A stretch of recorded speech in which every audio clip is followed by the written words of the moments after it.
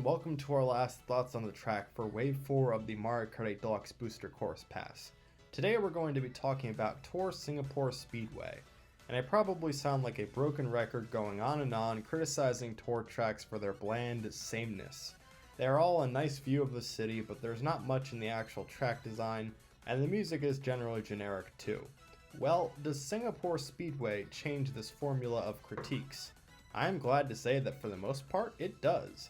In an overall excellent wave of tracks, Singapore Speedway does not stick out as one of the lesser ones. There's eye-catching water visuals, thrilling gliding sections, catchy music, and most important of all, actual good track design. So let's go more in detail about Singapore Speedway, shall we? Now, because I want to emphasize the importance of this track's design, let's start there. Much like many other Mario Kart Tour tracks, it's divided into 3 different laps, a combination of sorts from its various Mario Kart Tour iterations. The first lap is maybe the most exciting as you glide your way out of a cannon and onto a stretch with some tubing Goombas. Hey, now that's a nice callback to Super Mario 3D World. Now you do have to be careful before you reach the next gliding part, as the Goomba straight is a narrow one that you can fall off of. But once you get off, there's your more typical drive through the city type of stuff for a Mario Kart Tour track. But the turns are quite enjoyable. You're easily able to get a couple purple mini turbos on this track. Now, one problem I do have in lap 2 is there's a red arrow directing you where to go, but it seems like a glider off to the side is a shortcut. It's not, it's just something you were only supposed to do on the first lap. This is something I rather dislike about the Tour format. But anyway, lap 3 is where it heats up again as you drive across the Helix Bridge and you have sections with dash panels and boost rings. Hallelujah. We have a Mario Kart Tour track that's overall fun to play. In terms of the track's graphics, well, Singapore kinda reminds me of Vegas in a way. With its brightly lit buildings and waterfalls, the art here is certainly eye-catching. One interesting aspect of the first lap is that you glide over a soccer field.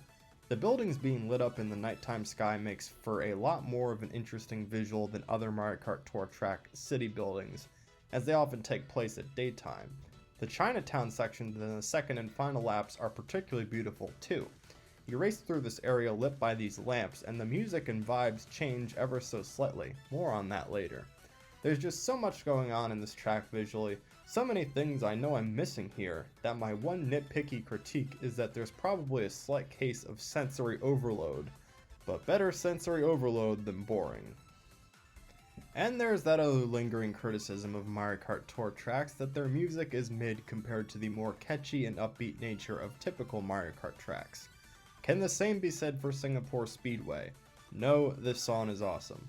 Now, to be fair, it was already pretty good in Mario Kart Tour, but the upgrade reminded me of how Mario Kart 8 took Music Park from Mario Kart 7 and simply made a catchy song even better. A great live orchestration can do that, you know? Also, there's a pretty clear shout out to the Splatoon series as we hear some inkling sound effects thrown in the background, a very nice touch.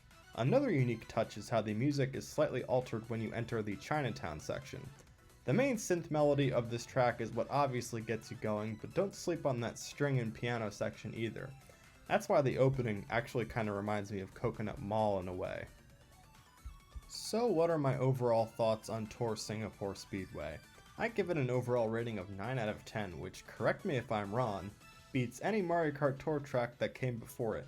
And no, Sky High Sundae and Yoshi's Island don't count, those tracks started as booster course tracks in this game. The track design here is where I only give it an 8 out of 10. Hey, better than most Tour tracks.